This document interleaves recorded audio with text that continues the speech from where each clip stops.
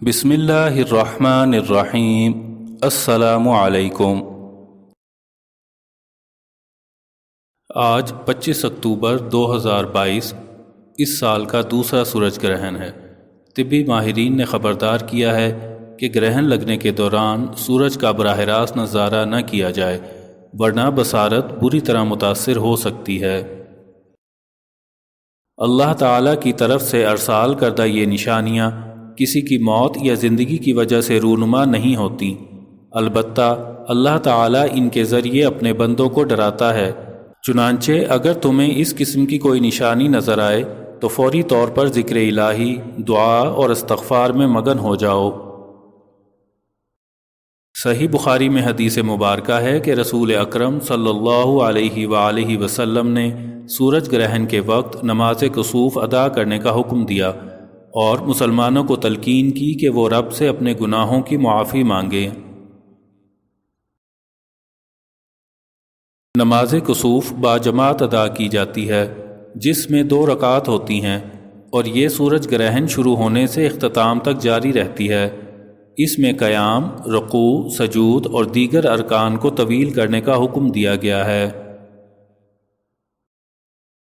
صحیح بخاری اور مسلم میں ابو موسیٰ رضی اللہ تعالی عنہ سے مروی ہے کہ ایک بار سورج گرہن ہو گیا تو رسول اللہ صلی اللہ علیہ وآلہ وسلم گھبرا کر کھڑے ہوئے، کہیں قیامت قائم نہ ہو گئی ہو، تو آپ صلی اللہ علیہ وسلم مسجد میں تشریف لائے اور خوب لمبے قیام، رکوع اور سجدے کے ساتھ نماز پڑھائی۔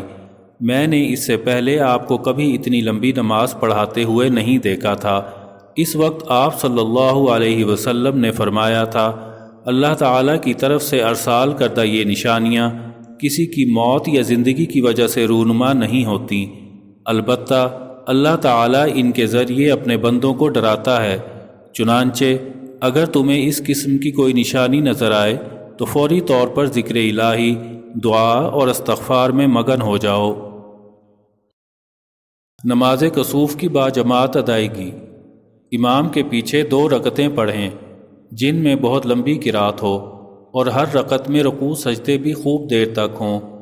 2 رکعتیں پڑھ کر قبلہ رو بیٹھے رہیں اور سورج صاف ہونے تک اللہ تعالیٰ سے عافیت اور اپنے گناہوں کی بخشش طلب کرتے رہیں۔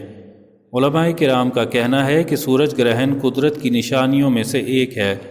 حضور صلی اللہ علیہ وسلم سورج گرہن کے دوران نوافل ادا کرتے تھے۔ اس ضمن میں مختلف مساجد اور عوامی مقامات پر نماز کسوف کے اجتماعات کا انعقاد کیا جاتا ہے۔ نماز کسوف کے اس طریقے کی دلیل حضرت عائشہ رضی اللہ تعالی عنہا سے صحیح بخاری اور مسلم میں موجود ہے، اور روایت ہے کہ ایک بار نبی صلی اللہ علیہ وسلم کی زندگی میں سورج گرہن ہوا تو نبی صلی اللہ علیہ وسلم مسجد چلے گئے اور لوگوں نے آپ کے پیچھے صفیں بنا لیں، تو آپ صلی اللہ علیہ وسلم نے تکبیر کہی اور پھر لمبی قرات فرمائی۔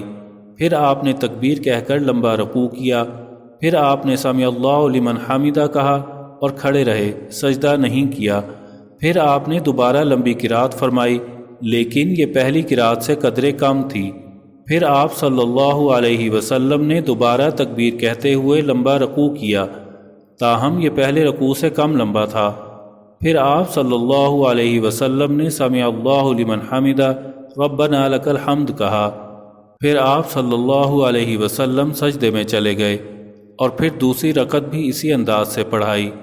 اس طرح آپ صلی اللہ علیہ وسلم نے 2 رکعت نماز میں 4 رکوع اور 4 سجدے فرمائے۔